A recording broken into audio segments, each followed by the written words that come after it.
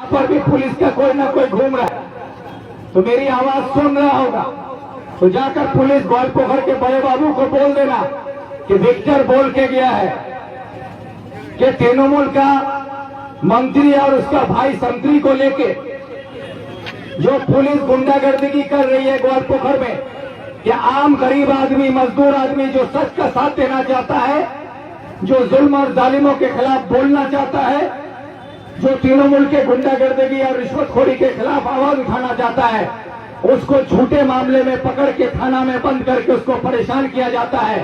तो अब खुले लफ्जों में ग्वालपोखर थाना के बड़े बाबू को हम ललकारते हैं कि एक भी आदमी को उठा के दिखाओ, एक भी आदमी को उठा के दिखाओ ग्वालपोखर का, जिसके नाम पर एफआईआर नहीं हो, जिसके नाम पर कोई मामला नहीं हो, और उसको बिना कसूर के घर से उठाकर ले जाके कि विपरीत चौक में बैठा हुआ कोई लाट साहब बोल देगा कि वहां उठाए ले जा तो उठा के लेकर चले जाओगे। अगर बड़ा बाबू में ताकत है तो उठा के दिखाए। उसी ग्वालपोखर के थाना से उसी बड़ा बाबू को घसीट के निकाल के बाहर लाके हम लोग दिखा देंगे, क्योंकि जुल्म जब बढ़ता है तो जालिमों के सामने घुटने टेकने से नहीं होता है। अब आवाम को जागने की जरूरत है। आप लोगों को मैं बार बार कहता हूं कि आप झंडा और डंडा दोनों मजबूत कीजिए। पुलिस के पास जितना डंडा है उससे हजारों गुना डंडा ग्वालपोखर के पास है। पुलिस के पास जितनी बंदूकें हैं, जितनी गोलियां हैं, उससे ज्यादा आवाम यहाँ है और उसको एक गोली चलाने में जवाब देना होगा और हम लोगों को उसको तमाचा मारने के लिए कोई जवाब नहीं देना होगा, क्योंकि आवाम जब चाहेगा उस पर हावी हो जाएगा। और मैं कहता हूं कि अगर पुलिस ये सोचती है कि मैं सिर्फ भाषण मारने आया हूं, तो ये याद रखिए कि ऑन ड्यूटी पुलिस ऑफिसर है। आपके वर्दी की हम इज्जत करते हैं, कानून की हम इज्जत करते हैं। मैं खुद एक वकील हूं, इसलिए मैं कानून को अच्छी तरह से जानता हूं।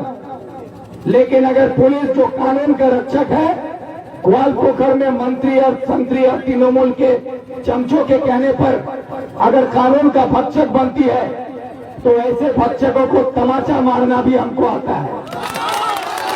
तो इसलिए आप लोगों से मेरा ये अपील है कि आप लोग अगर सर उठा के जीना चाहते हैं और अपने बच्चों को, जो आपके घर में छोटे छोटे मासूम बच्चे हैं, जो आपको देखते हैं कि मेरा बाप कैसे रहता है, वो आपसे सीखता है। अगर आपको सर झुका के जीते हुए वो देखेगा तो वो भी आपकी तरह सर झुका के जीना सीखेगा। आपको देखेगा कि आप मुखिया से डरते हैं, मेंबर से डरते हैं, मंत्री से डरते हैं, संतरी से डरते हैं, तो आपका बेटा भी कल बड़ा होकर मुखिया से, मंत्री से, संतरी से डरेगा।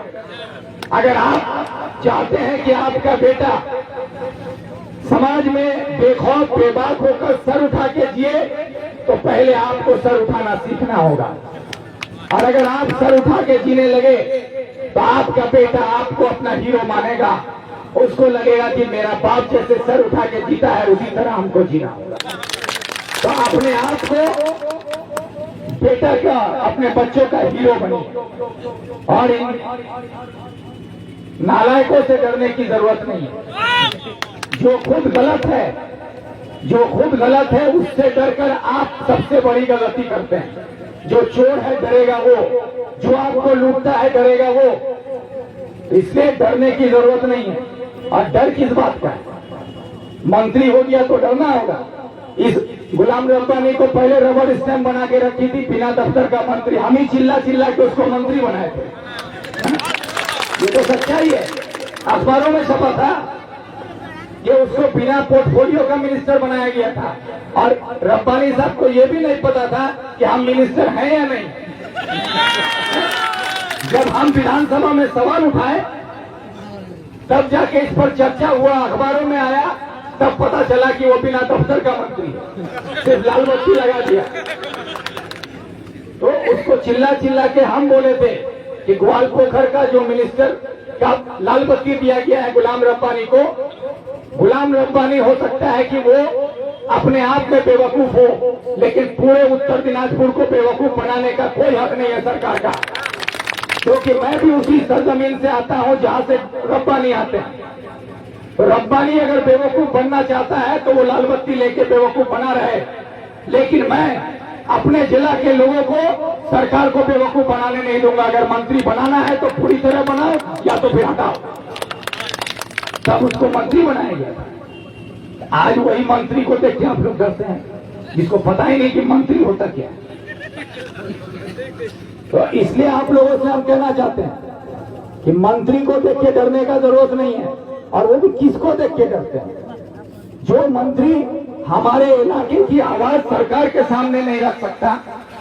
हम लोगों ने देखा है, आप सब ने देखा है कि रायगंज में जब ममता बनर्जी आई, डिस्ट्रिक्ट का एडमिनिस्ट्रेटिव मीटिंग किया गया था, वहां पर हमारे विधानसभा का, पूरे मगरबी बंगाल का सबसे मोस्ट सीनियर एमएलए जनाब अब्दुल करीम चौधरी साहब, जिन्होंने हमारे लिए लड़ाई की थी, हमारे लिए मांग किया था, बुलंदपोखर के लिए, चकलिया के लिए, रायगंज के लिए, इस्लामपुर के लिए, इलाके की तरक्की के लिए उन्होंने इस्लामपुर को जिला बनाने के लिए कहा था। इस्लामपुर को जिला बनाया जाए। ममता बनर्जी ने किस बदसलूकी के साथ करीम चौधरी साहब को वहां पर बेइज्जत किया था। वहां पर जनाब गुलाम रब्बानी साहब मौजूद थे, और गुलाम रब्बानी शायद ये भूल गए कि जनाब चौधरी अब्दुल करीम साहब का उनके वालिद जनाब इमादुद्दीन साहब, वो भी इज्जत किया करते थे। इमाद साहब भी चौधरी साहब की इज्जत करते थे।